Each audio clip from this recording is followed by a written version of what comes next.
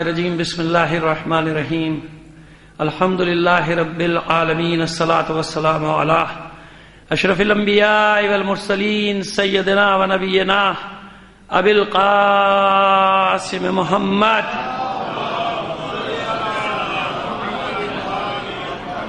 وآلہ الطیبین الطاہرین المعصومین ولعنۃ اللہ علی اعدائہم اجمعین من الآن الی قیام یوم الدین اما بعد فقد قال اللہ تعالی فی کتابہ المبین وہو اصدق القائلین وقولہ الحق بسم اللہ الرحمن الرحیم وما خلقت الجن والانس الا لیعبدون صلوات بھیجیں محمد علی محمد پر.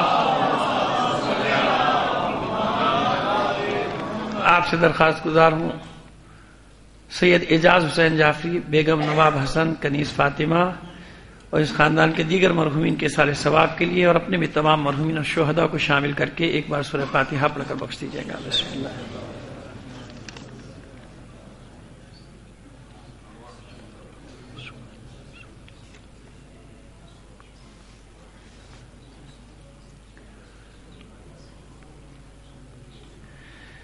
ایک صلوات عنایت فرما دیجیے محمد علی محمد پر. تھوڑا تھوڑا سا ذرا سا آگے سے مٹائیں گے، خلا پور ہو جائے گا تو ماحول میں جس کا بن جائے گا. تھوڑا سا آگے سے مٹائیے. بلند آواز سے ایک صلوات بھیجیے محمد علی محمد پر. شکریہ. جیسا کل ہم نے عرض کیا کہ ہم تو خود سوال اٹھا رہے ہیں اور اس کے بعد پھر جواب کا سلسلہ، لیکن سوال بہت اچھا آیا ہے. موضوع سے متعلق ریلیٹڈ جو بھی سوال ہے میں نے کل ہی عرض کر دیا کہ جو بھی ہو آپ بس یہ دیکھیے طریقہ ہمارے برادر عزیز نے جو ہم چاہتے ہیں کہ ہمیں دے دیا جائے، لکھ کے ہم پڑھ دیں گے، اور اس سے ریلیٹڈ جو سوال نہ ہو تو ظاہر ہے میں کیسے اپنے موضوع سے تو نہیں ہٹ سکتا نا. موضوع لے کے چلوں، بیچ میں کوئی سوال ایسا کر دے کہ اس سے موضوع سے ہٹ جاؤ تو یہ موضوع سے متعلق ہے پڑھ دیتا ہوں. اس کا سوال ابھی بیچ میں آ جائے گا، ابھی نہیں آ سکا تو کل آ جائے گا، کیونکہ ہمارا موضوع ہی یہی چل رہا ہے کہ سوال یہ ہے کہ بچپن سے لے کر آج تک ہم یہی سنتے آ رہے ہیں کہ کوئی بھی زمانہ ایسا نہیں گزرا جو حجت خدا سے خالی ہو. بالکل ٹھیک، آپ نے بھی میں نے بھی یہی سنا، یہی عقیدہ یہی ہے. تو جب حضرت عیسیٰ علیہ السلام کو خالق کائنات نے آسمانوں پر اٹھا لیا تو حضرت عیسیٰ علیہ السلام سے لے کر ولادت جناب رسول خدا صلی اللہ علیہ وآلہ وسلم تک کا جو زمانہ ہے کیا وہ حجت خدا سے خالی تھا؟ بالکل نہیں تھا.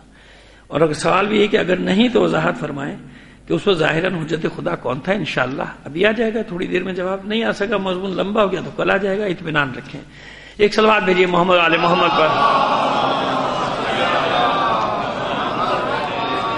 جس کے ذہن میں بھی تقریر سے جو سوال اٹھتا ہے وہ بلا تکلف ہمیں لکھ کے سوال دے دے، کوئی مسئلہ نہیں. ممکن ہے ہمارے پاس جواب نہیں تو ہم تو وہ آدمی صاف کہتے ہیں کہ اس کا جواب ہمیں نہیں پتا، ہم اپنے بڑوں سے پوچھ لیں گے. ٹھیک ہے نا؟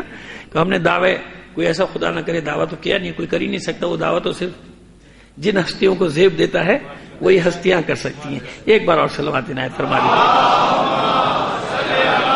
آئیے ذرا سا 2 منٹ میں خلاصہ کل کا بات کو آگے بڑھاتے ہیں. 5-7 منٹ لیٹ ہو جانا، کیا کریں؟ آپ ٹریفک کا حل دے کر آ رہے ہیں، بہت پہلے نکلے پھر بھی پھنس گئے. کل اور پہلے نکلیں گے انشاءاللہ، پھر دیکھیں کہاں پھنس جاتے، نہیں پہنچ پاتے، وہ اپنے اختیار میں نہیں ہے میرے. خیر جناب، وما خلقت الجن والانس الا لیعبدون، اس کو ہم نے آیت کو سرنامہ کلام قرار دیا تاکہ آسانی سے بچوں کو بھی یاد ہو جائے. سورہ ذاریات کی 56ویں آیت. اور سیدھی سی بات کی گئی کہ ہم نے خلق ہی نہیں کیا جن و انس کو مگر کیا ہے کے لیے؟ صرف عبادت کے لیے. بات ہم نے جو کل کی اس کا خلاصہ یہ تھا کہ عبادت پروردگار کی عبادت تمام نہیں ہو سکتی، مکمل نہیں ہو سکتی بغیر اس کی معرفت کے، اور اللہ کی معرفت حاصل نہیں کی جا سکتی بغیر اس کے رسولوں، انبیاء اور ائمہ کی معرفت کے. اس کے بغیر، ان کی معرفت کے بغیر، یعنی جو ادنا سا ہم نے بتایا تھا وہ ادنا سا مرحلہ بھی معرفت کا طے کرنا ضروری ہے. جب تک وہ معرفت حاصل نہ ہو جائے، ان کی صداقت، ان کی عصمت، ان کی طہارت، اس وقت تک آگے نہیں جا سکتی. تو بس یہ ائمہ طاہرین، یہ رسول، یہ انبیاء، یہ کیا ہیں؟ یہ حجت ہیں، یہ اللہ کی طرف سے حجت ہے. ہم نے سرسری سا معنی بیان کیا تھا، آج ذرا تفصیل میں جائیں گے کہ حجت کہتے کسے ہیں. ٹھیک ہے نا؟ تو جب بات ہی حجت پہ ہو رہی ہے تو ہمارے برادر عزیز، برادر بزرگوار کا سوال کا جواب بھی اسی حجت میں آ جائے گا. ٹھیک ہے؟ حجت کا مفہوم کیا ہے وہ بھی ہم قرآن مجید سے ہی لیں گے، معلوم کریں گے. قرآن مجید ہی ہمیں سمجھائے گا کہ حجت کسے کہتے ہیں. سورہ انعام قرآن مجید کا 6واں سورہ اور اس کی 149ویں آیت، یعنی 149 یعنی 149 یا 149. یہ اس لیے کہ 100 کے بعد بعض بچوں کو گنتی نہیں آتی, بعض کو تو 20 کے بعد ہی نہیں آتی اردو کی گنتی. حالانکہ یاد کرنا ضروری ہے. ہمیشہ اس بات کی تکرار کرتا ہوں کہ اپنی زبان کو کبھی ہاتھ سے نہ جانے دیجیے. فخر کی بات نہیں ہے, یہ شرم کی بات ہے کہ انسان جو بھی مادری زبان ہے اس کی, ضروری نہیں کہ اردو, جو بھی زبان ہے اپنی زبان کی حفاظت کرے. اس کے بعد 15 زبانیں سیکھے, 50 زبانیں سیکھے. نہ اللہ کی پابندی ہے, نہ رسول کی پابندی, کسی کی پابندی. علم جتنا بھی حاصل کرتا چلا جائے, جہاں تک حاصل کرتا چلا جائے. لیکن ہمیں بڑا عجیب لگتا ہے جب ہمارے بچے کہتے ہیں کہ وہ ہمیں گنتی نہیں آتی, اردو کی نہیں آنا چاہیے نا. تو 149ویں آیت, قل فللہ الحجۃ البالغہ ولو شاء لہداکم اجمعین, سورہ انعام کی 149ویں آیت.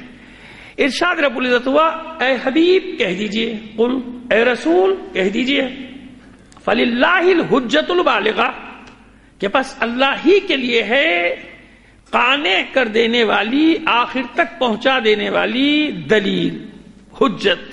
ہر دلیل سے وزنی دلیل کون سی دلیل ہے؟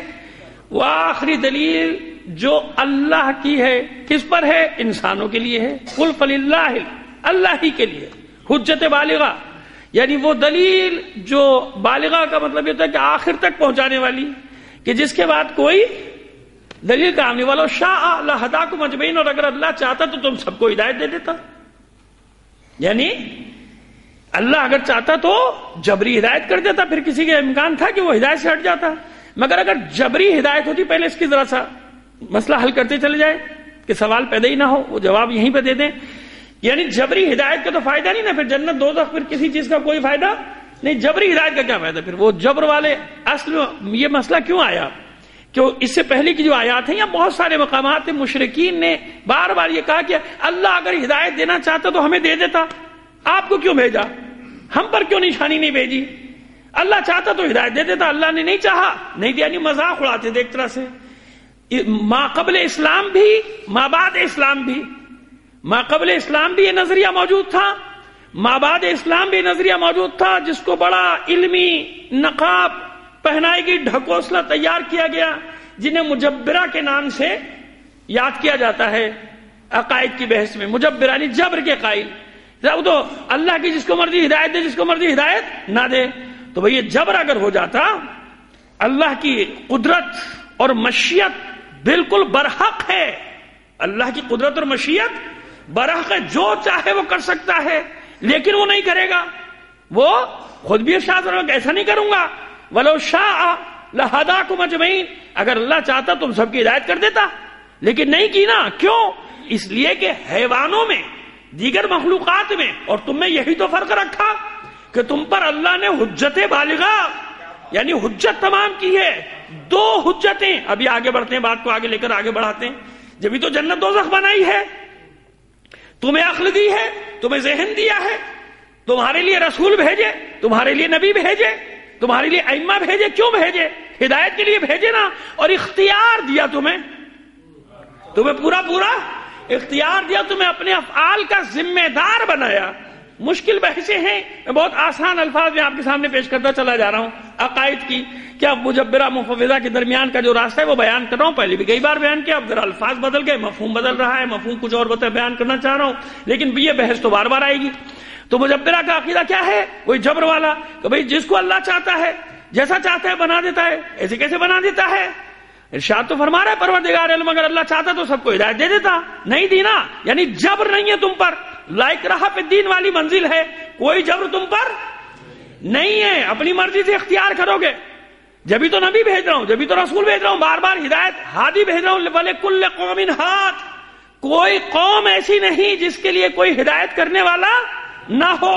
تو سرسری سا جواب تو قرآن مجید سے مل گیا کہ جناب عیسیٰ کے بعد صحیح, نبی نہ صحیح, وسیع تو ہیں, نبی نہ صحیح, وسیع تو ہیں. اور صرف اس قوم میں نہیں, وَلِكُلِّ قَوْمٍ ہَادٍ, ہر قوم. جناب عیسیٰ تو بیت المقدس میں تھے بھائی, باقی یہاں کیا تھا, حجاز میں کیا تھا, یہاں بھی حجت تھی, یہاں بھی حجت موجود ہے. بتا دیں گے کیسے موجود ہے, لیکن ابھی آیت کی تو ہم نے دلیل دے دی نا, وَلِكُلِّ قَوْمٍ ہَادٍ, کوئی قوم ایسی نہیں جس کے لیے ہادی, یہی ہادی حجت ہے, یہ ہدایت کرنے والا حجت ہے.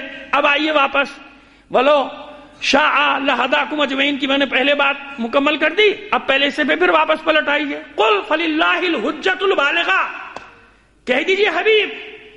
اور ایک دعا بھی کر رہا ہوں، پروردگار عالم جو مفہوم آپ تک پہنچانا چاہا ہوں وہ پہنچ جائے. بس اللہ مجھے توفیق دے دے کہ جو ذہن میں مطالب ہیں وہ میں آپ تک منتقل کرنے میں کامیاب ہو جاؤں اسی طرح سے جس طرح ان کو بیان کرنے کا حق ہے. ایک صلوات بھیجیے محمد علی محمد پر. وہ جو اصل میں پتہ ہے کیا مرحلہ ہوا، یہ دعا میں کیوں کر رہا ہوں کہ جو نتیجہ میں دینے والا ہوں اچانک وہ نتیجہ میرے ذہن میں پہلے سے آ گیا، تو مجھے پھر اس لیے دعا کرنی پڑی کہ پروردگار مجھے توفیق دے دے کہ میں وہ نتیجہ جب پہنچے آپ تک تو جیسے حق ہے ویسے پہنچے.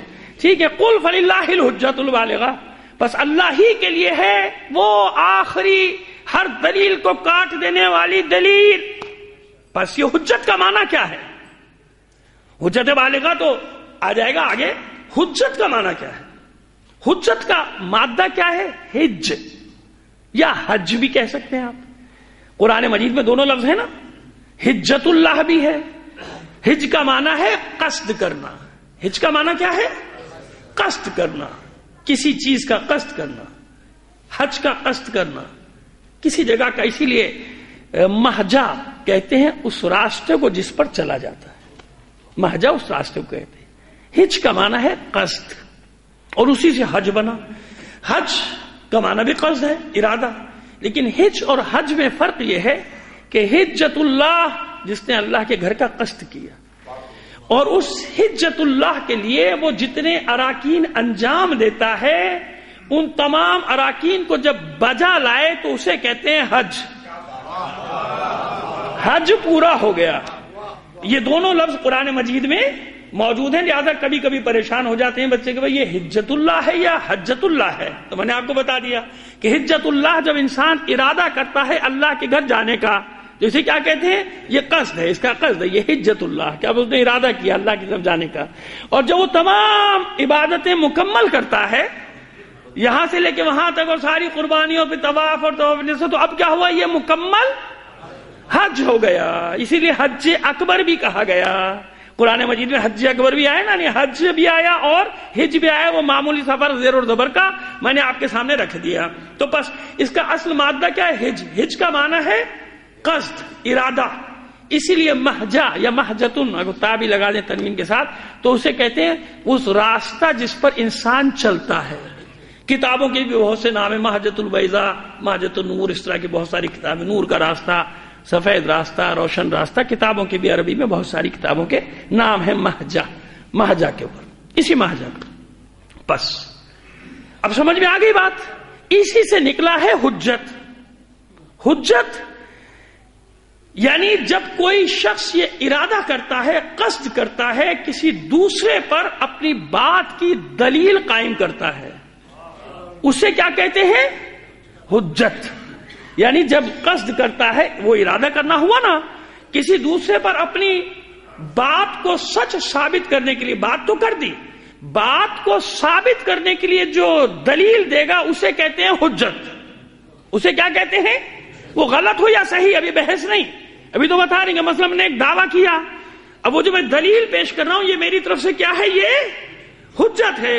اپنی بات کی سچائی کے لیے، اپنی بات کی سچائی ثابت کرنے کے لیے میں حجت قائم کر رہا ہوں، یعنی دلیل قائم کر رہا ہوں. اس دلیل کا نام ہے حجت. بس اس لیے اللہ نے انبیاء کو، رسول کو، ائمہ کو معصوم بنا کر خلق کیا، معصوم بنا کر بھیجا، غلطی سے پاک، اشتباہ سے پاک. کیوں؟ تاکہ یہ انسانوں پر میری حجت بن جائیں. ان سے غلط، دیکھیے عصمت پر بھی یہ دلیل ہے. یہ حجت کیوں ہے حجت؟ اس لیے کہ ان سے غلطی کا امکان، اشتباہ کا امکان نہیں ہے. لہذا تمام انبیاء رسول یہ سب کیا قرار پائے؟ حجت. جب انسان اپنی سچائی کے لیے، اپنی صداقت کے لیے دلیل پیش کرتا ہے.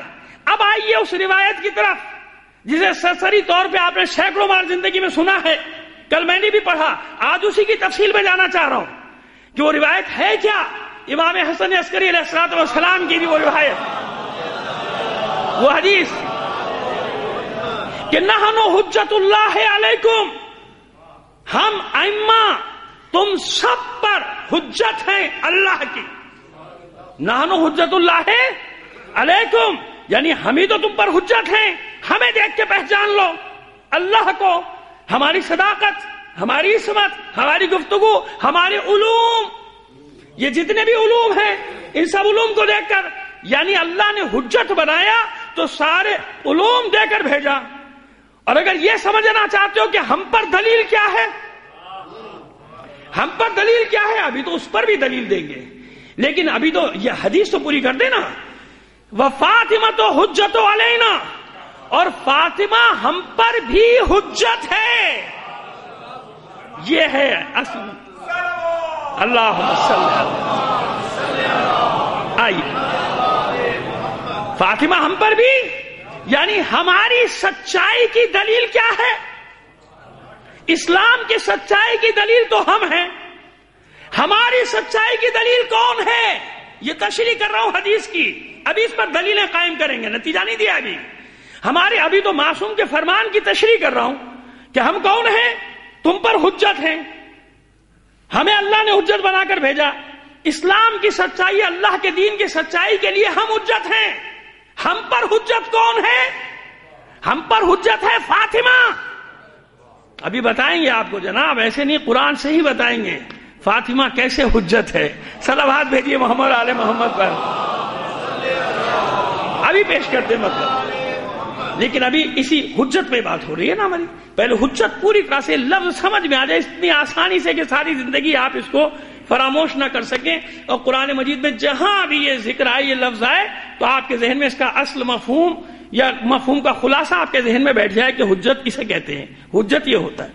اتنا تو میں نے عرض کیا آپ کی خدمت میں کہ حجت وہ دلیل ہے جو اپنے انسان جب کوئی دعویٰ پیش کرے تو اس پر جو دلیل قائم کرتا ہے اسے کہا جاتا ہے.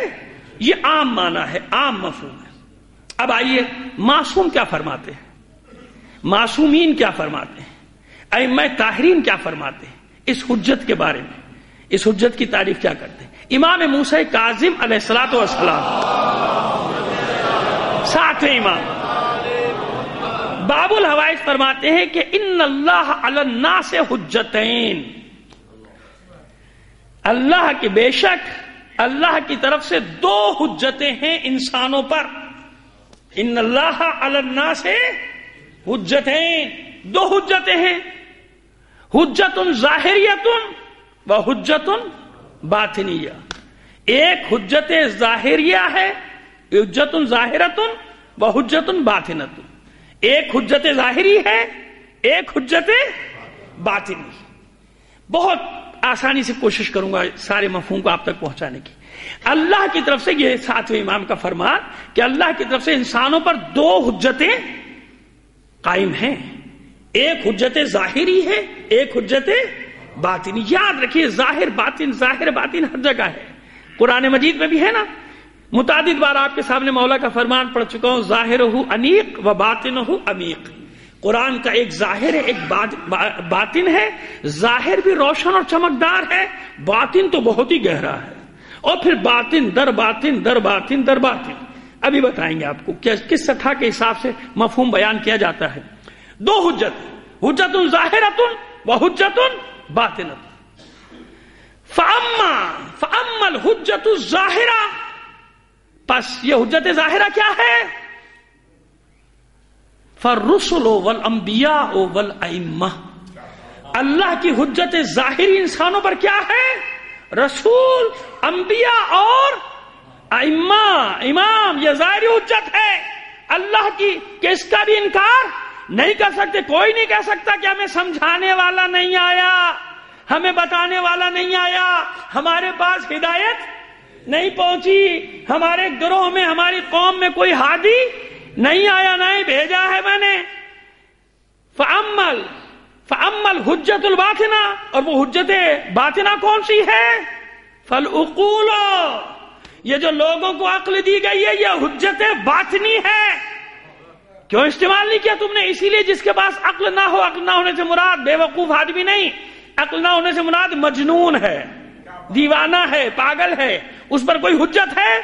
کوئی حکم ہے؟ نہیں ہے، کیونکہ اس کے پاس عقل نہیں ہے، بیچارہ مجنون ہے نا، پاگل ہے، دیوانہ ہے.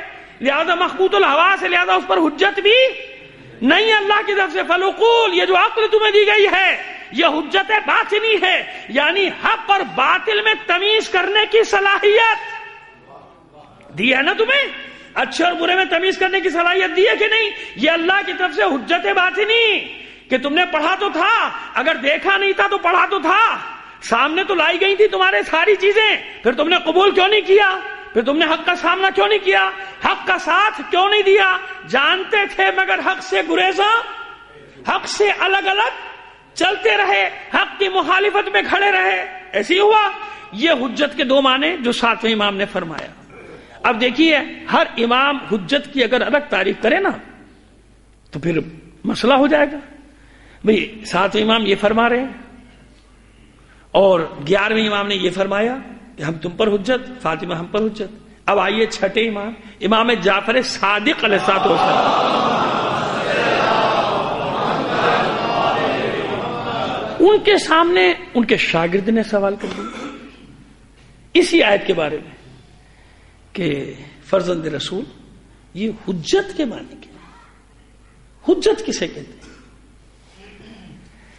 اب دیکھیے امام نے جو جواب دیا وہ آپ کے سامنے پیش کر رہا ہوں. وہ تیسرا جواب ہے، وہ بالکل الگ ہے. آپ کہیں صاحب یہ الگ الگ کیوں، سارے جوابات الگ الگ کیوں ہیں؟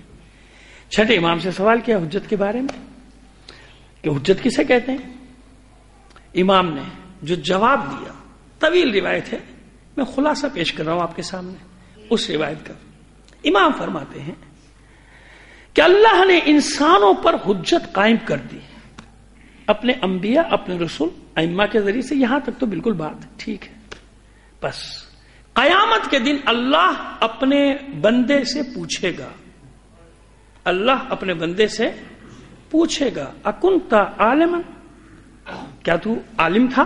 یعنی علم رکھتا تھا. عالمن سے مراد وہ ٹریڈیشنل عالم نہیں، یعنی علم رکھتا تھا، جانتا تھا. اب بندے کے پاس وہاں کوئی تیسرا راستہ نہیں ہے، وہاں یا ہاں ہے یا نہ ہے. ایسے ہی ہے نا. بس فَإِنْ قَالَ نَعَمْ، اگر یہ بندہ کہتا ہے کہ ہاں میں جانتا تھا، تو کہا جب جانتا تھا فلا عملت بما علمت، پس تو نے عمل کیوں نہیں کیا اس بات پہ جس کا تو علم رکھتا تھا؟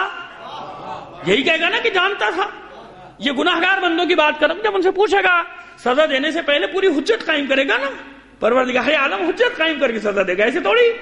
یہ سوال کیا جائے گا، بندے سے پوچھے گا اے عبدی، اے میرے عبد، اے میرے بندے بتا علم رکھتا تھا؟ وہ کہے گا ہاں، یا تو کہے گا ہاں. جب ہاں کہے گا تو جواب یہی ملے گا.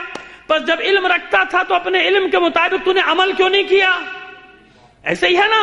پس سزا کی، چل اپنے گناہوں کی سزا بھگت. یا وہ کہے گا نہیں میں عالم نہیں تھا، میں جاہل تھا. تو پس جب یہ جواب دے گا تو پھر جواب یہ آئے گا اللہ کی طرف سے، پس جب تو عالم نہیں تھا تو تو نے علم حاصل کرنے کی کوشش کیوں نہیں کی؟ کیوں جاہل رہا؟ یعنی اس کا مطلب یہ ہوا کہ سب چیزیں تیرے پاس بھیج دی گئی تھی، تجھے بتا دیا گیا تھا، اس کے باوجود تو نے علم حاصل کرنے کی کوشش نہیں کی. بھائی زیادہ مذہب کے چکر میں نہ پڑو، زیادہ ان چکر میں زندگی گزارو، چلے جاؤ شریف آدمیوں کی طرح. ایسے ہی ہے نا کہ ان چکروں میں نہ الجھو. تو تم خود ہی تو بھاگتے رہے، تم نے علم حاصل نہیں کیا، نہ خود حاصل کیا، نہ بچوں کو رغبت دی کہ بھئی اتنا تو علم حاصل کرو کہ تمہیں معلوم تو ہو جائے کہ اللہ کی حجت کسے کہتے ہیں. بس یہ حجت ہوگی اللہ کی طرف سے. یہ حجت بالغہ کا مطلب یہ ہے کہ حجت بالغہ یہ ہے کہ اللہ اپنے بندوں سے یہ کہے گا. اب آپ مجھے بتائیے 3 الگ الگ باتیں ہو گئیں، لیکن نہیں، یاد رکھیے یہیں پر ہی چند سال پہلے کسی مجلس میں نے بتایا تھا کہ نحن معاشر الانبیاء یا معاشر الانبیاء ان نکلم الناس علی قدر عقولہم.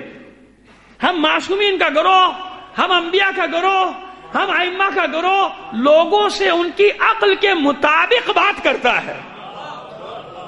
یعنی جس سطح کا سوال کرنے والا ہوگا، اب اس کو منطق فلسفہ پڑھانے بیٹھ جائے گا معصوم، اس کی سمجھ میں کچھ نہیں آئے گا، نہیں آئے گا نا.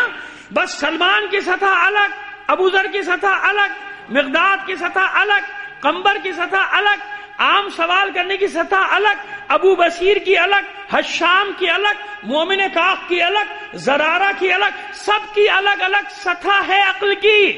لہذا سوال کا انداز ہی بتا رہا ہے کہ یہ عام آدمی ہے جس نے سوال کیا، امام نے اس کے مطابق جواب دیا. اس کا مطلب یہ نہیں کہ بس حجت بالغہ یہی ہے اللہ کی، یہ تو اس کو اس کی عقل کے مطابق جواب دے دیا تاکہ جا اپنی تیاری کر. اتنی تو تیاری کر کے تجھے جواب دیا تو جواب دینے کے قابل ہو جائے، ورنہ اللہ کی حجت تجھ پر قائم ہو چکی، یعنی حق تیرے سامنے لایا جا چکا، حق آ چکا. لہذا اب یہ الگ الگ نہیں ہے بات، ہر جگہ ہر موقع کے حساب سے. میں نے کسی مقام پر عرض کیا تھا کہ امام ایک سوال کے 70 جواب دے گا، 70 کے 70 جواب الگ الگ ہوں گے اور 70 کے 70 صحیح ہوں گے، ان میں کوئی بھی جواب غلط نہیں ہوگا. ہر ایک کو اس کی سطح کے مطابق جواب دیا جائے گا، اور یہی انبیاء کا طریقہ، یہی رسولوں کا طریقہ، یہی انبیاء کا طریقہ. اس لیے حجت کی تعریف ہر جگہ آپ کو الگ الگ، یعنی مفہوم تو ایک ہی ملے گا مگر واقعہ الگ الگ نظر آئے گا. تو سمجھ لیجئے کہ سوال کرنے کے والے کی سطح کے مطابق جواب دیا گیا، اس نے اس جواب کو محفوظ کر لیا. سمجھ میں آ گئی بات؟ بس حجت بالغہ یعنی وہ دلیل جو آخر تک پہنچ جائے، یقین کی حد تک، جسے کوئی قطع نہ کر سکے. اب جو نتیجہ دینے جا رہا ہوں آپ کو وہ آپ کے حوالے کر رہا ہوں، مطلب سمجھ میں آ جائے آسانی سے. تو بس پھر میرے لیے دعا کیجیے گا. اب آئیے سورہ آل عمران 61ویں آیت. زندگی گزر گئی آپ کی وہ آیت سنتے سنتے، اس حقیر سے بھی سن لیجئے. فمن حاجك فيه من بعد ما جاءك من العلم فقل تعالوا ندعو أبناءنا وأبناءكم ونساءنا ونساءكم وأنفسنا وأنفسكم ثم نبتهل فنجعل لعنة الله على الكاذبين. صلوات بھیجیے محمد آل محمد پر. اب سنیے فاطمہ حجت کیسے ہم پر. کل میں نے دعویٰ کیا تھا نا، اب آج آپ کو دلیل دینے جا رہا ہوں قرآن سے. 45 حوالے ابھی میں جمع کر کے آیا ہوں. جمع کرنے سے مراد یعنی میرے پاس رکھے ہیں، دیکھ کر آیا ہوں، ساتھ لے کر نہیں آیا. ہاں اگر ضرورت پڑ جائے گی تو یہ کتاب خانہ موجود، میدان بھی حاضر، سواری بھی حاضر. وہ سارے حوالے، وہ چاہے مسلم بن حجاج نیشا پوری صاحب صحیح مسلم ہو، چاہے وہ حاکم نیشا پوری یعنی وہ صاحب مستدرک حاکم جو کہلاتے، صاحب مستدرک ہو، چاہے وہ مسند احمد بن حنبل ہو، چاہے وہ الاصابہ صاحب سوائق المحرقہ کی کتاب یعنی کس کی، ابن حجر عسقلانی کی کتاب ہو. اتنے بڑے بڑے نام، یہ سارے نام. اور پھر زمخشری کا نام تو میں لے چکا، تفسیر کشاف علامہ زمخشری. یعنی مختلف اسکول آف تھاٹس ہیں ان سب کے. کوئی معتزلہ ہے، کوئی اشاعرہ ہے، کوئی مجبرہ ہے، کوئی مفوضہ ہے. یہاں آ کے سب ایک بات کر رہے ہیں، سب کے سب ایک بات کریں. 2-3 نے ساتھ میں اعتراض بھی لکھا تو اس کا جواب ہمارے علماء نے بڑا اچھا دے دیا کہ ہمیں جواب دینے کی ضرورت نہیں، آپ کے جن علماء نے یہ واقعہ لکھا ہے ان سے جواب لے لیجئے کہ انہوں نے کیوں لکھا. اعتراض کیا ہے نا جمع واحد تسنیہ کے مسئلے کے پر کہ بھائی سب کو بلایا یا تو یہ ایک تھے اور یہ 2 تھے، وہ بھی انفسنا بھی ایک تھا. تو ہمارے علماء نے سیدھا سا جواب دیا کہ ہمیں اس میں نہ ڈالیے، اپنے ان سینکڑوں راویوں سے پوچھیے کہ جن کے 45 تو مستند حوالے یعنی جن کو وہ رد ہی نہیں کر سکتے، کہ ان سے پوچھ لیجئے کہ وہ انہوں نے کیوں لکھا. بس وہ جواب دے دیں گے، جو انہوں نے لکھا ہے وہ خود ہی جواب بھی دیں گے نا. واقعہ انہی نے لکھا کہ بھئی یہ واقعہ ہوا، یہ واقعہ نہیں. یہ وہ واقعہ ہے کہ جسے حضرت ابو ہریرہ نے بھی لکھا. اب تو مان لیجئے. صلوات بھیجیے محمد آل محمد پر. فمن حاجک، اب دیکھیے یہاں پہ بھی وہی لفظ آ رہا ہے فمن حاجک، جو بھی آپ سے جھگڑا کرے. یعنی کہتے ہیں کیوں حجت کر رہے ہو، آگے نا وہی بات جو محاورے میں آپ استعمال کرتے ہیں.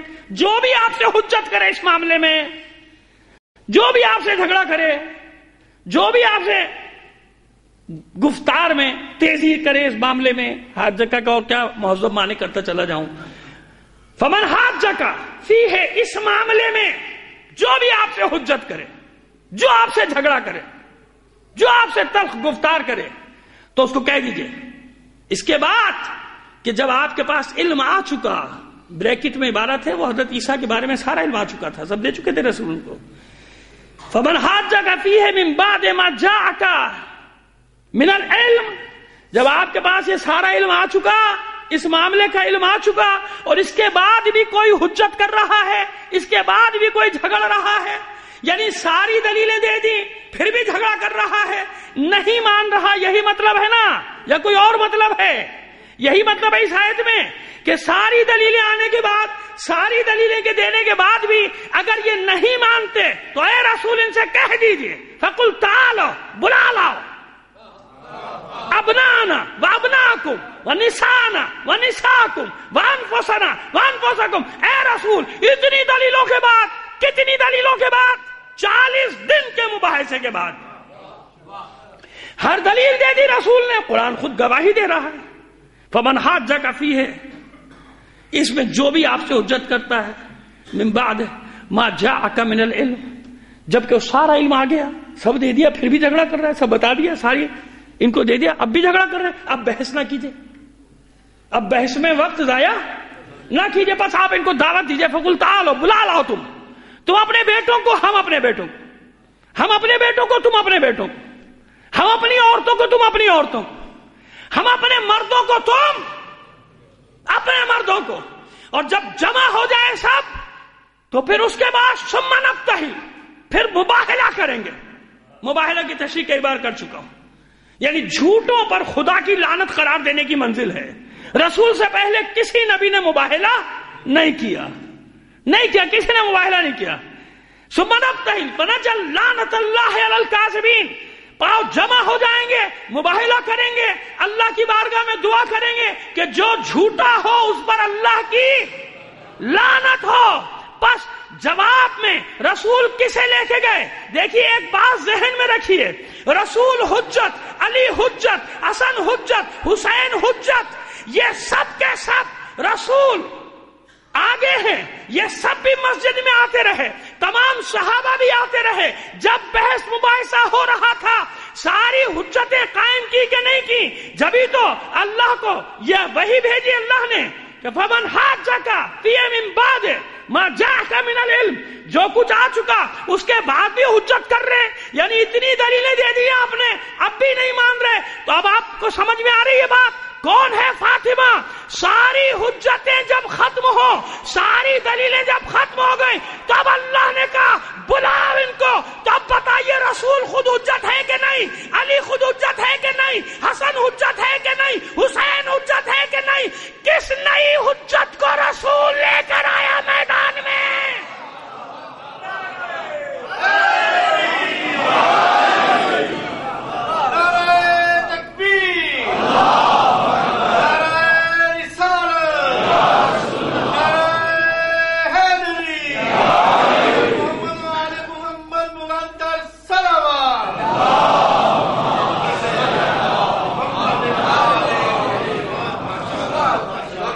سمجھ میں آئی بات؟ وہ بتاؤ نا کس نئی حجت کو خدا کا رسول لایا؟ کتاب پڑھ کے سنا دی، قرآن سے دلائل دے دیے، حضرت عیسیٰ کی تاریخ بتا دی، ان کا منصب بتا دیا، جناب مریم کے بارے میں بتا دیا، سب بتا دیا نا. اب پھر بھی حجت کر رہے، پھر بھی بات نہیں مان رہے. تو اب آئیے، تو اب مجھے بتائیے نا کہ ابنانا کے جواب میں کون گیا؟ حسن حسین حجت ہیں دونوں. نسانا کے جواب میں کون گیا؟ فاطمہ رسول کی بیٹی. انفسنا کے جواب میں کون گیا؟ علی. جمع اور تفریق اور تقسیم اور ضرب کے چکر میں نہ پڑھو، یا یوں کہوں کہ جمع واحد اور تثنیہ کے چکر میں نہ پڑھو، یہ تو پھر تمہارے لیے بڑی مشکل ہو جائے گی، ہر جگہ مشکل میں پھنس جاؤ گے. کہاں ایک ایک فرد ہے جناب ابراہیم. شاید یہی منزلیں سمجھانے کے لیے اکیلے ابراہیم کو اللہ نے ملت قرار دیا تھا. اب کہو کہ ملت تو ہزاروں لاکھوں افراد کے مجموعے کو کہتے ہیں، اکیلا ابراہیم کیسے ملت بنا؟ اسی لیے سمجھانے کے لیے کہ اگر یہ سمجھ میں نہ آئے تو ابراہیم کا منصب دیکھ لینا کہ میں نے اکیلے ابراہیم کو ملت قرار دیا تھا. اکیلے ابراہیم کو صلوات بھیجیے محمد آل محمد پر. اب بتائیے کہ کون گیا نیا؟ کسے لے کے جائیں گے رسول؟ تمام شہر کو کبھی بھی نہیں لے کے جائیں گے. وہ تمام شہر تو ویسے بھی روز موجود ہوتا تھا وہاں. مسجد میں بحث مباحثہ ہو رہا ہے، کون سی نئی بات تھی؟ کسی کے آنے جانے پہ کوئی پابندی تو نہیں ہے. وہ حجت کون ہے کہ جو انہیں نظر بھی نہیں آئی؟ اس کو تو انہوں نے اس روز بھی نہیں دیکھا نا. نیا فرد، نئی ہستی کون ہے؟ اس لیے رسالت کا جز ہے فاطمہ. کیا ہے؟ رسالت کا جز، ٹکڑا ہے، ٹکڑا. بضعۃ منی کا یہ معنی ہے. فاطمہ تو بضعۃ منی کا یہ مفہوم ہے کہ فاطمہ میرا ٹکڑا ہے، میرا جز ہے. جگر کا ٹکڑا نہیں، وہ تو ہم محاورتاً کہہ دیتے ہیں، کوئی حرج نہیں کہنے میں. جگر کا ٹکڑا، لخت جگر کہنے میں کوئی حرج نہیں، لیکن لفظی مفہوم بس اتنا ہی ہے. فاطمہ تو بضعۃ منی، فاطمہ میرا ٹکڑا ہے، فاطمہ میرا حصہ ہے. اور یہ کون ہے کہنے والا؟ جو رحمت للعالمین ہے، جو کائنات کا رسول ہے. ایسے ہی ہے نا. ابھی آج صرف ایک ہی مرحلہ طے کیا ہے، کل دوسرے حصے پر جائیں گے کہ یہ حجت ہیں کیوں. لیکن ابھی اتنا تو پتا چل گیا کہ سب حجت، رسول کو دیکھتے رہے، سب کو دیکھتے رہے نصارا. لیکن آج جب دیکھا تو کیا کہا؟ خبردار، موبائل سے ہاتھ اٹھا لو. کیا ہوا بھائی؟ وہی لوگ تو آ رہے جو کل تک. نہیں، فرق ہے کل میں اور آج میں. کل کوئی نہیں تھا، آج ہے. تو رسول دین کی سربلندی کے لیے، اسلام کی فتح کے لیے، بنی نجران کے نصارہ پر آخری فتح کے لیے جس حجت کو ساتھ لائے، وہ حجت کون ہے؟ اسی حجت کا نام ہے فاطمہ.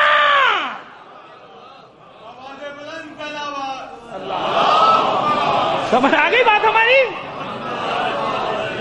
اس حجت کا نام ہے فاطمہ. اب سمجھ میں آ گیا 11ویں معصوم کا، 13واں معصوم اور 11ویں امام، اس کا فرمان سمجھ میں آ گیا کہ فاطمہ تو حجت علینا. یعنی عجیب ہے، اسلام کی تصدیق کے لیے رسول کی ضرورت، اسلام کی تصدیق کے لیے ائمہ کی ضرورت. اور ائمہ فرما رہے ہیں ہم حجت ہیں تم پر اللہ کی، اور اگر ہماری تصدیق چاہتے ہو تو اللہ نے ہماری تصدیق کے لیے فاطمہ کو حجت بنا کر بھیجا ہے. یعنی اگر ہمیں پہچاننا چاہتے ہو تو کیا اتنا کافی نہیں کہ فاطمہ تو حجت علینا، فاطمہ ہم پر حجت ہے. اب کچھ مفہوم سمجھ میں آیا؟ اب مباحثے کا میدان سمجھ میں آیا کہ فاطمہ کون ہے؟ اب سمجھ میں آیا کہ ہر معصوم کیوں ایسے کہہ رہا ہے؟ اب سمجھ میں آیا کہ کیوں خدا کا رسول فرما رہا ہے فاطمہ تو ام ابیہا؟ اب سمجھ میں آیا کہ من اغضبہا اغضبنی کا مطلب کیا ہے؟ جس پر یہ غضبناک اس پر ہم، جس پر میں غضبناک، اور جس پر میں غضبناک اس پر اللہ. ومن اغضبنی فقد اغضب اللہ.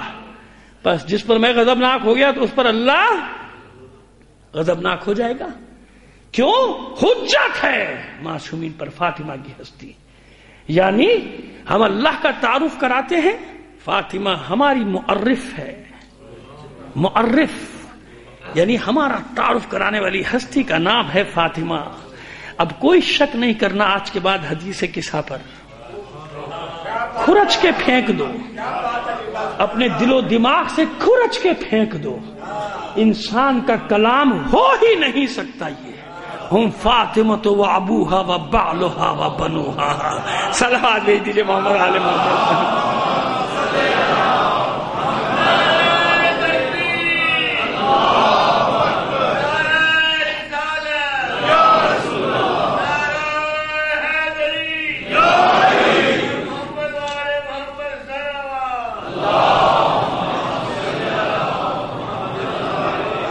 منزل تک پہنچنے کے لیے ایک اور روایت کا سہارا لینا چاہتا ہوں، کیونکہ کل مجھے وہی آغاز کرنا ہے. کیوں حجت ہے؟ کس لیے حجت ہے؟ ابھی ذکر نہیں آیا، ذکر آئے گا مصحف فاطمہ کا تفصیل سے. کل میں نے جو اشارے کیے مجھے یاد ہے، علوم ائمہ کا بھی ذکر کیا وہ بھی یاد ہے. کل وہاں سے بھی بات کریں گے، زندگی رہی تو انشاءاللہ. مگر سسری اشارہ تو کروں آگے چلنے کے لیے. یہ حدیث جو پیش کر رہا ہوں یہ بھی امام جعفر صادق علیہ السلام کی حدیث. کوئی شے اللہ نے خلق نہیں کی مگر اس کا علم اپنے رسول کو دیا. کوئی شے اللہ نے خلق نہیں کی. اچھا یہ بتائیے کہ اللہ ہر شے کو خلق کر چکا یا روزانہ خلق کر رہا ہے؟ یہ بھی ایک سوال ہے جناب، کیونکہ روزانہ نئی نئی چیزیں پیدا ہو رہی ہیں. بھائی نہیں، آپ کے لیے نئی ہے نا، وہ تو آخری نعمت نازل کر چکا نا.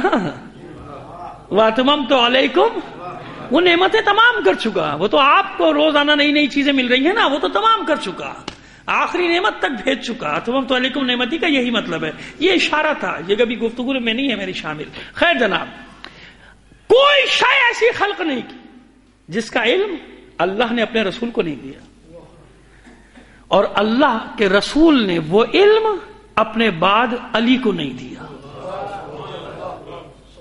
اور علی کے بعد ایک کے بعد ایک، ایک کے بعد ایک وہ علم منتقل ہوتا رہا، ہو رہا ہے. اس لیے ہمارا آخر ہمارے پہلے سے عالم نہیں ہے. کل میں نے بات کی تھی نا، تشریح کر دوں، تشنا رہ جائے گا ورنہ. مطلب میں نے عرض کیا تھا نا کہ بھئی آنے والے کا زمانہ تو بالکل نیا ہے نا، وہ چیزیں جو اس زمانے میں تھی نہیں. اس کا مطلب یہ زیادہ عالم ہے. تو یہ چھٹے امام نے فرمایا کہ ہمارا آخر ہمارے پہلے سے عالم نہیں ہے، اسے زیادہ علم نہیں رکھتا. کیوں؟ ہر شے خلق ہو چکی، اللہ نے اس کا علم رسول کو دیا، وہ علم علی کو پہنچا، علی سے حسن حسین یہاں تک کہ آخر سب کے علوم کا وارث بن کے آئے گا. نئی چیز نہیں لے کر آئے گا، جو ملا ہے وہی لے کر آئے گا. اللہ اکبر، یا رسول اللہ،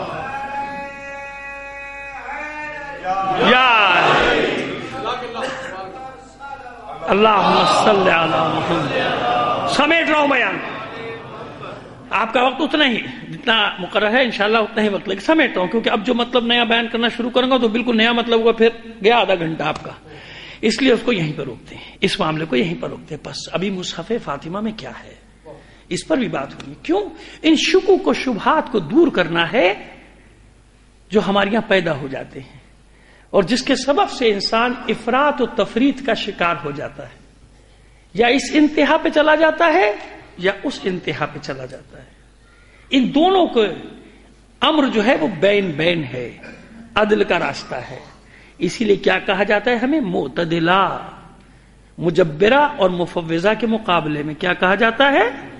معتدلہ. عقائد کی بحث میں الگ الگ نام ہیں، معتزلہ اشاعرہ، معتدلہ امامیہ، اسی طرح الگ الگ جگہوں پہ الگ الگ ناموں سے ہے. بحث جیسی بحث ہے، منطقی بحث ہے، منطقین کی بحث ہے تو وہ اپنی اصطلاحیں استعمال کرتے ہیں، فلاسفہ کی بحث ہے تو وہ اپنی اصطلاحیں استعمال کرتے ہیں عقائد کے باب میں.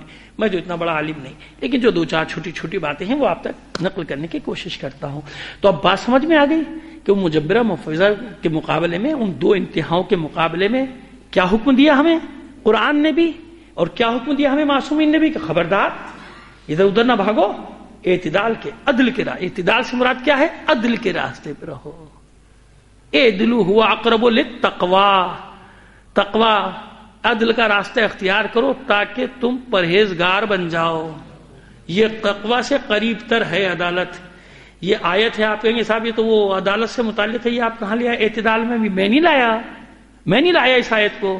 اس آیت کو میرا امام لایا ہے یہاں پر اس مطلب کو بیان کرنے کے لیے کہ جب مجبرہ اور مفوضہ کے قیامت خیز قتل عام چل رہا تھا عالم اسلام میں، جیسے کہ بعد میں اشاعرہ اور معتزلہ کا چلا تھا، تو یہ سوال کیا گیا تھا معصوم سے، چھٹے امام سے، کہ ان میں ٹھیک کون ہے؟ یہ والا ٹھیک ہے یا یہ والا ٹھیک ہے؟ ایک کہتا ہے سب اختیار اللہ نے بندے کو دے دیا، ایک کہتا ہے کہ نہیں جبر ہی جبر ہے، جو اللہ چاہتا ہے وہی ہوتا ہے، پتہ بھی اللہ کی مرضی کے بغیر نہیں کھڑکتا. ٹھیک کون ہے؟ تو امام نے، میرے چھٹے امام نے جواب دیا تھا لا جبر ولا تفیض. نہ جبر ہے نہ تفیض ہے، نہ مجبور کیا ہے انسان کو، نہ اختیار کامل دیا.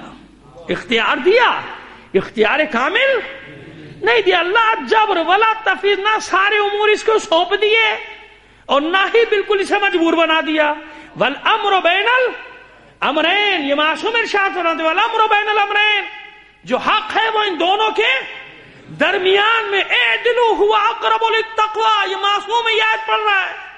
یعنی کیا مفہوم ہے اس کا نکلا یہاں پر کہ عدالت کے راستے پہ رہو، یعنی ادھر ادھر نہ چلے جاؤ، اعتدال کے راستے پہ رہو، میانہ روی، کیا کہتے ہیں، میانہ روی اختیار کرو دین کے معاملے میں، ورنہ ہلاک ہو جاؤ گے. ادھر گئے تب بھی ہلاک، ادھر گئے تب بھی، دونوں کا مسئلہ ٹیڑھا ہو جائے گا. خبردار کبھی ان کی عصمت اور ان کے اختیارات کے بارے میں شک بھی نہ کرنا. محرم میں پڑھی تھی مجلس سے، کل ایک حصے کو اور بیان کریں گے، زندگی رہی آپ کے سامنے تو انشاءاللہ پھر ہماری محرم کی باتوں کی بھی اور تائید ہوتی چلی جائے گی. میں تصدیق نہیں مانگ رہا آپ سے، تائید ہوتی چلی جائے گی، کیونکہ میں جو کچھ پیش کر رہا ہوں تو نچوڑ ہے نا اسی کا جو میں نے اساتذہ سے سیکھا ہے، جو معصومین کی تعلیمات ہیں انہی کو مجھے کام. میں تو صرف یہ چاہتا ہوں کہ کوئی شکوک و شبہات کی دنیا سے باہر نکل کے یقین کے عالم میں آ جاؤ، یقین کے عالم میں آ جاؤ، ایک یقین حاصل ہو جائے مذہب حقہ کی سچائی پر. ٹھیک ہے، کیونکہ کسی بھی زمانے میں اللہ نے 2-4 جملے میرے بھائی کے سوال کے جواب میں، اور میں آ گیا مسائل کی مزید، یہ سوال میں نے اس لیے رکھا بھول نہ جاؤں کہیں اس کا جواب دینا. کون ہے حضرت عیسیٰ علیہ السلام کے بعد؟ حضرت عیسیٰ کے بعد تو نبی بھی ہیں، یہ بھی یاد رکھیے تاریخی طور پہ. جناب یحییٰ علیہ السلام اللہ کے رسول ہیں، وہ جناب عیسیٰ کے بعد ہیں بھائی، پہلے تھوڑی ہیں. ساتھ بھی زندگی کا کچھ عرصہ گزرا ہے، لیکن جناب عیسیٰ کو جب اٹھا لیا ہے اللہ نے تو جناب یحییٰ علیہ السلام موجود ہے نا. نبی یحییٰ علیہ السلام قوم کے درمیان ہیں، بعد میں ان کی شہادت ہوئی ہے، بعد میں ان کو قتل کیا گیا ہے. جناب عیسیٰ سے پہلے نہیں قتل کیا گیا جناب یحییٰ کو. جناب یحییٰ اور جناب زکریا دونوں کے بھی ہے. جناب زکریا کے بارے میں تو پھر بھی اختلاف ہے، لیکن جناب زکریا کے بارے میں بھی ہے کہ جناب عیسیٰ کے بعد، جناب عیسیٰ علیہ السلام تو 19 سال کے ہی تھے نا، اور جناب زکریا کو اولاد کب ملی ہے؟ جب وہ 90 سال یا 120 سال کے ہوئے بھائی، جب بیٹا ملا ہے یحییٰ. سمجھ میں آ گئی ہماری بات؟ ایک تو یہ بات یہ ذہن میں رکھیے کہ نبی ہیں جناب یحییٰ، لیکن وصی خدا، اوصیہ بھی حجت خدا ہے نا. بس وہ جو اجداد پیغمبر کا حسب نسب ہے وہ کیا ہے؟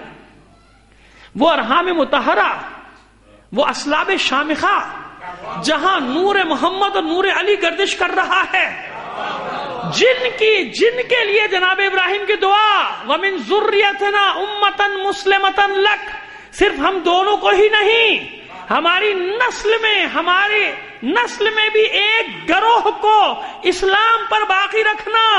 جانتے ہیں ابراہیم کہ سب بھاگ جائیں گے بت پرستی کی طرف، لیکن معبود ربنا وجعلنا مسلمین لک، ہم دونوں کو اسلام پہ باقی رکھنا، اور ہماری ذریت میں بھی ومن ذریتنا امتا مسلمتا لک، ہماری ذریت میں ہماری نسل میں ایک گروہ کو اسلام پر باقی رکھنا.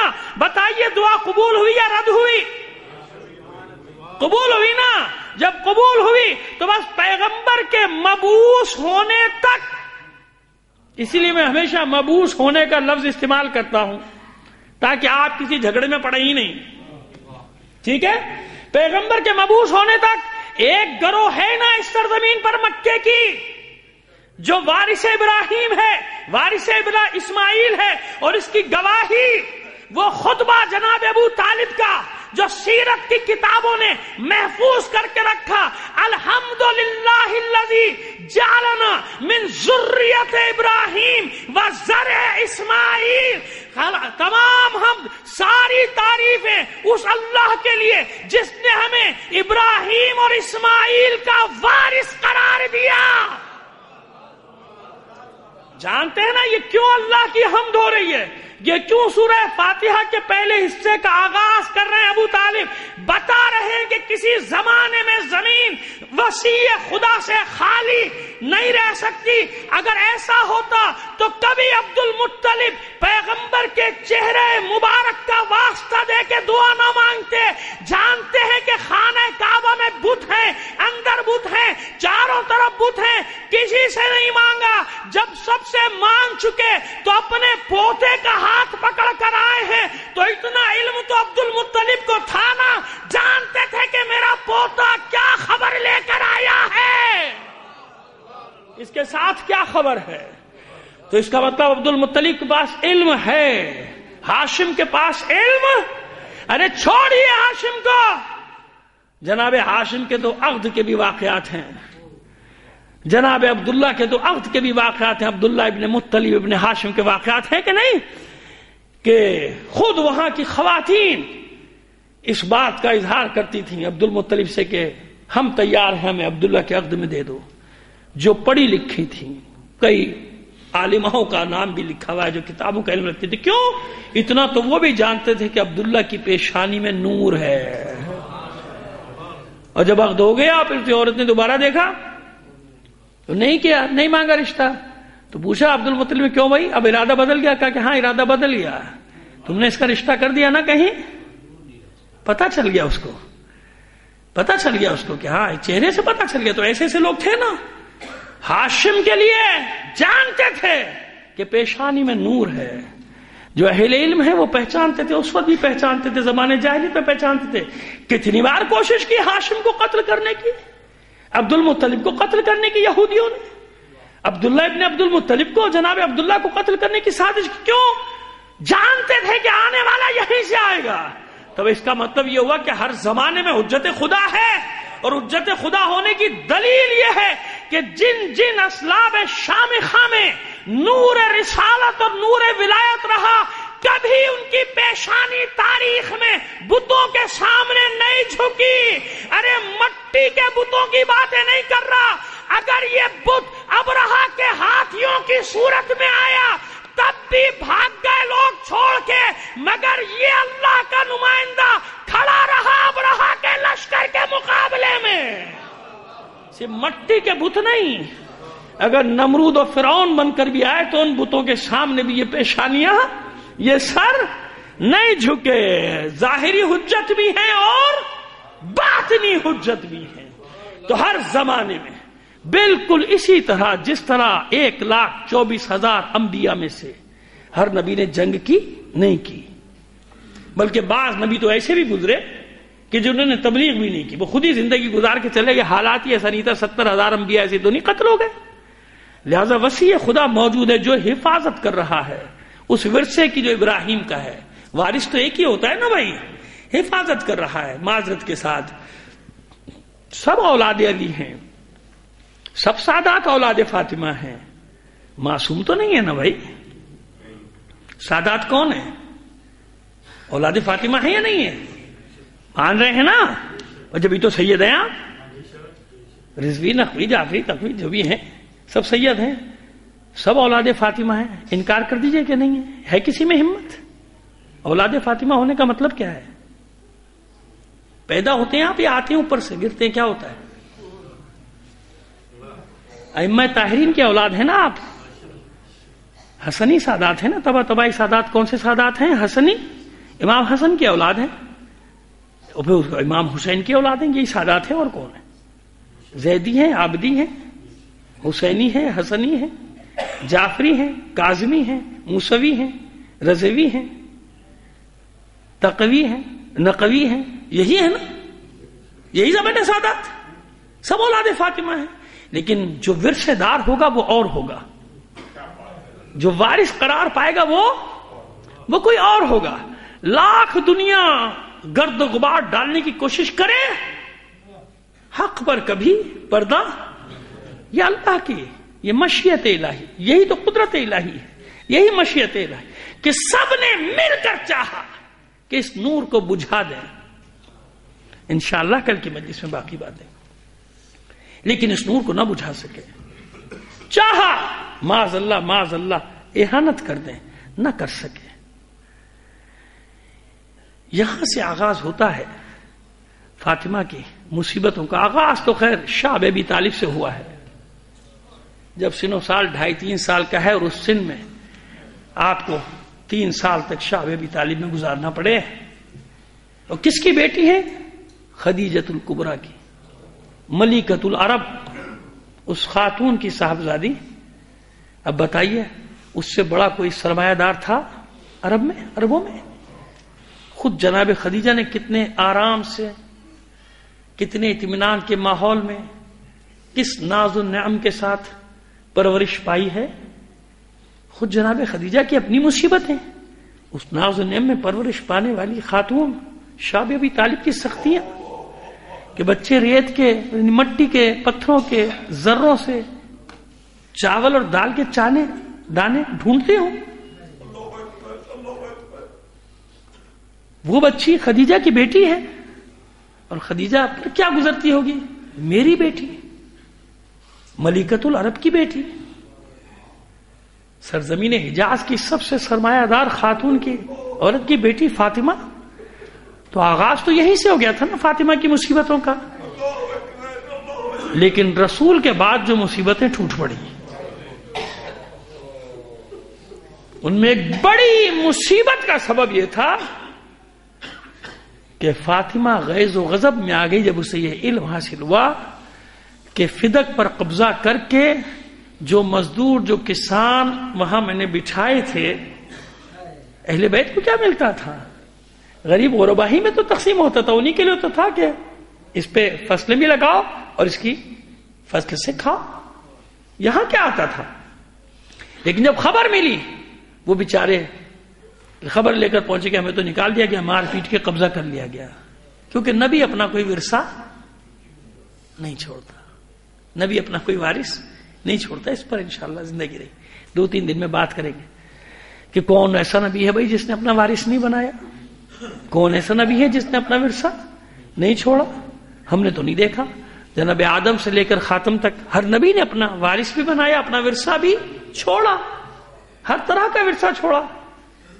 اگر مال تھا تو مال کا بھی وارث بنایا، اور اگر وہ جو علمی ورثے ہیں، روحانی ورثے، وہ بھی وارث بنایا، علل اعلان بھی بنایا.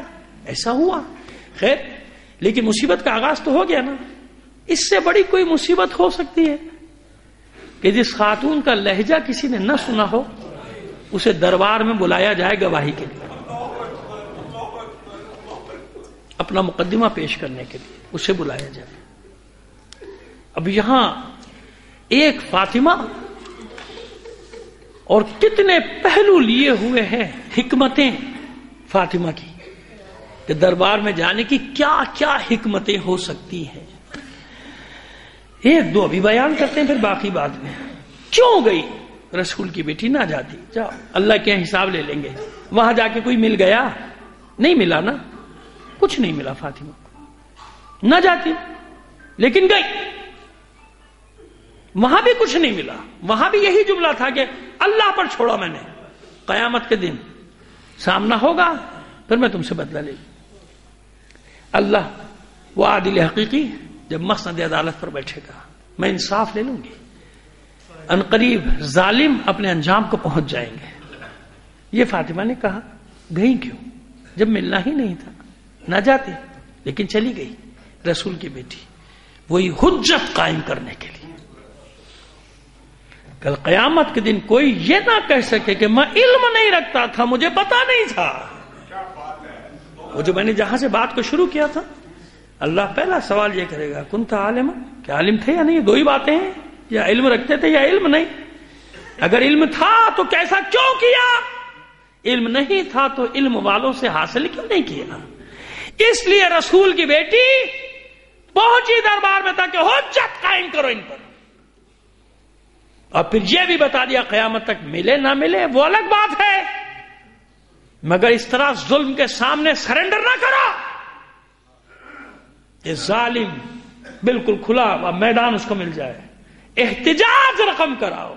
احتجاج بھی حجت سے، یاد رکھیے گا، احتجاج بھی کا بھی وہی مادہ ہے. احتجاج ریکارڈ کراؤ، یعنی حجت قائم کرو، تاکہ کہنے کا موقع نہیں ملے کہ ہمیں کسی نے بتایا نہیں تھا، ہمیں علم نہیں تھا. اب قیامت کے دن نہیں کہہ سکتے نا کہ علم نہیں تھا، کیونکہ رسول کی بیٹی نے حجت قائم کر دی. دوسری حکمت اور بھی ہے. شہزادی کونین، آپ چلی جائیے. یہ بچیوں کو ساتھ کیوں لے کر جا رہے ہیں؟ جانتے ہیں نا آپ، زینب بھی ساتھ گئی اور زینب صغرا ام کلثوم بھی ساتھ گئی. دونوں بچیوں کا سن ہے کتنا؟ 4 سال 5 سال. ثانیہ زہرا کا ممکن ہے 6 سال ہوگا، 11 ہجری ہو گئی 6 سال. چھوٹی بچی کا تو 5 سال کا سن ہے. دونوں بچیوں کو ساتھ لے کے گئی. ہاشمی خواتین اپنے حلقے میں لیے ہوئے ہیں، پورا اہتمام ہے مسجد میں، درمیان میں پردہ حائل ہے. کیوں؟ بھائی رسول کی بیٹی آ رہی، پردہ حائل ہے، رسول کی بیٹی آ رہی، تشریف لا رہی. اور اس کے بعد بھی جب علم ہوا کہ رسول کی صاحبزادی تشریف لے آئی تو سب مجمع کھڑا ہو گیا احترام میں، سب مجمع کھڑا ہو گیا. کیوں لائی بچیوں کو؟ اس کی بھی دو وجوہات ہیں. پہلی وجہ تو یہ ہے بتا دیا جائے، پوری دنیا کو بتا دیا جائے اور قیامت کے دن تک رقم ہو جائے کہ جہاں بھی ایسا میدان ہوتا ہے اہل بیت نے کسی قربانی سے کوئی دریغ نہیں کیا. یاد رکھیے کبھی انسان جہاں اس کو ذرا سا بھی اندیشہ ہو نا، تھوڑا سا بھی اندیشہ ہو کہ میری اہانت ہو سکتی ہے، میری شان میں گستاخی ہو سکتی ہے، میں لفظ بہت احتیاط سے استعمال کرتا ہوں، کرنے کی کوشش کرتا ہوں معصومین کے باب میں، وہاں انسان اپنے بچوں کو لے کر کبھی بھی نہیں جاتا، کبھی نہیں جاتا کہ میرے بچوں کے سامنے میری توہین نہ ہو جائے، میرے بچوں کے سامنے میری اہانت نہ ہو جائے. میں اکثر مثال دیتا ہوں، میرے سامنے بڑے ایسے واقعات آتے ہیں، بیچارہ کوئی غریب مقروض ہو جاتا ہے جب قرضہ نہیں اتار پاتا، اور جب وہ آتا ہے جس نے دیا ہوتا ہے وہ لینے کے وہ غصے میں آتا ہے کہ بہت وقت زیادہ ہو گیا، بس اب کچھ بھی کرو مجھے چاہیے. جانتے ہیں جب یہ گھر سے باہر آتا ہے تو پہلے کوشش یہ کرتا ہے گھر سے دور لے جائے تاکہ طلبگار بلند آواز سے بات کرے گا، گھر میں میرے بچے نہ سنیں. نہیں چاہتا کہ میرے بچوں کے سامنے میری توہین ہو جائے. خدا را مومنو ان چیزوں کا بہت خیال کیا کرو، بہت خیال کیا کرو. کسی مومن کی عزت نفس کو مجروح کرنے کی کوشش نہ کیا کرو.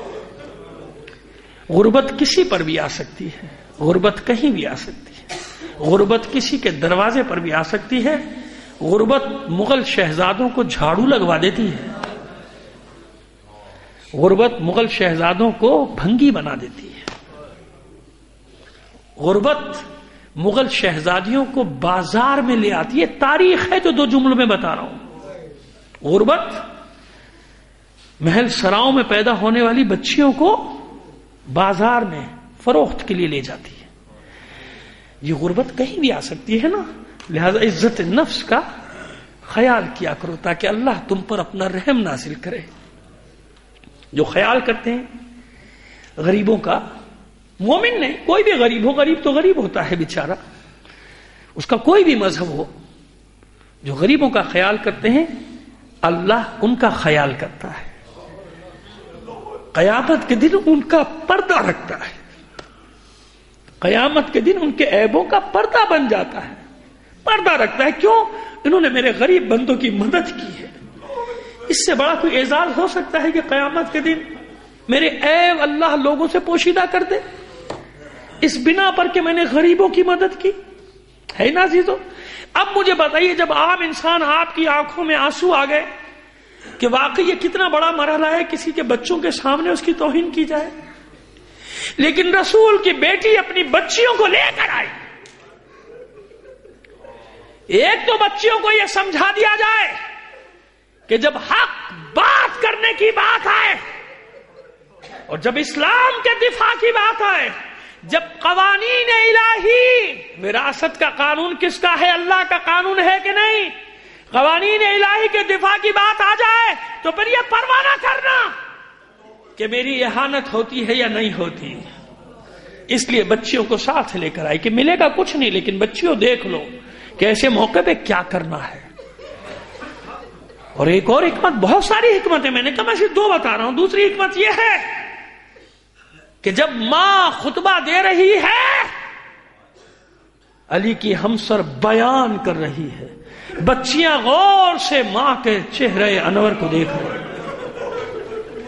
کیونکہ ماں یہ چاہتی ہے میری شہزادیوں میرے لہجے کو اپنے قلب و ذہن میں اتار دو. جانتی ہے فاطمہ، علم رکھتی ہے فاطمہ کہ کل میری بچیوں پر بھی یہ وقت آئے گا، انہیں بازاروں میں خطبے دینے ہوں گے، انہیں درباروں میں خطبے دینے ہوں گے، یہی ذہن میں بٹھا رہی ہے ماں اپنی بچیوں کے کہ تیار کر لو اپنے آپ کو، جیسے میں آج علی کے حق کا دفاع کرنے نکلی ہوں، کل تمہیں حسین کے لیے نکلنا پڑے گا۔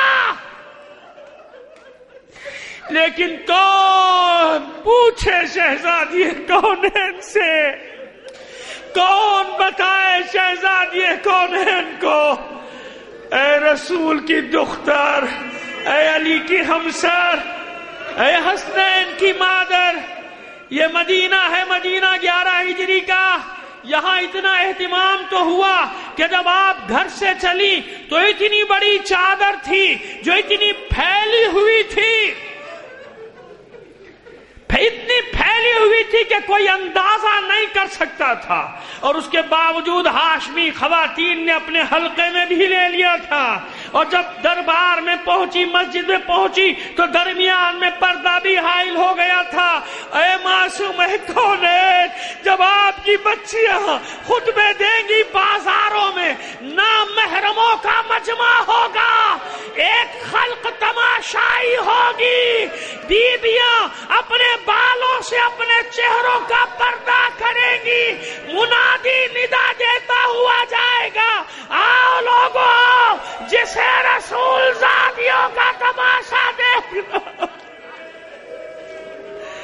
الا لعنت اللہ علی القوم الظالمین وسيعلم الذين ظلموا أي منقلب ينقلبون۔ بار الہ بحق محمد و آل محمد ہمارے اس قلیل عمل کو قبول فرما لے، اپنی حاجات اپنے امام زمانہ کے توسل سے تیری بارگاہ میں پیش کرتے ہیں۔ دنیا میں جہاں کہیں بھی مومنین آباد ہیں، ان کی جان و مال، عزت و آبرو کی حفاظت فرما، عزاداران حسین کو اپنے حفظ و امان میں رکھ، جو مومنین عزادار ہونے کے جرم میں شہید کر دیے گئے انہیں شہدائے کربلا کے ساتھ محشور فرما۔ بیمار ہیں بہت سارے مومنین نے یہاں بھی شفا یابی کی دعا کے لیے کہا ہے، پروردگار ان تمام مومنین و مومنات کو صحت کاملہ عطا فرما، جو اسیر ہیں بے حق اسیران کربلا ان سب کو رہائی عطا فرما، تمام مومنین و مومنات کی جائز حاجات کو پورا فرما۔ بچے بچیوں کے امتحانات چل رہے ہیں، انہوں نے دعا کے لیے کہا ہے، بار الہ انہیں دنیا اور آخرت کے امتحانات میں کامیابی عطا فرما۔ بار الہ دنیا میں جہاں کہیں بھی مومنین باطل قوتوں سے برسر پیکار ہیں، مومنین کو فتح و نصرت عطا فرما، دشمنان اسلام، دشمنان اہل بیت، دشمنان پاکستان کو شکست فاش سے دوچار کر دے، دہشت گردوں کو نیست و نابود کر دے، ان کے ٹھکانوں کو برباد کر دے، ان کے سرپرستوں کو ذلیل و رسوا کر دے، تعجیل فرما ظہور امام زمانہ میں۔ میں ایک اعلان، ذرا سا 1 منٹ کی زحمت برداشت کر لیجئے گا کہ روزانہ مجلس انشاءاللہ 7:30 شروع ہوتی ہے، ہم 8 بجے بیٹھتے ہیں، لیکن جو جمعرات کو آخری مجلس ہوگی اس کے لیے کل بھی تکرار کی تھی، پھر آپ سے تکرار کریں کہ وہ مغرب کے فوراً بعد ہوگی۔ کچھ ہماری وجہ سے کوئی ایسی گڑبڑ ہو گئی ہے کہ وہ چاند واند کا ہم نہیں سمجھ پائے مسئلہ، تو جمعرات کو 2 مجلس ہیں، وہاں بھی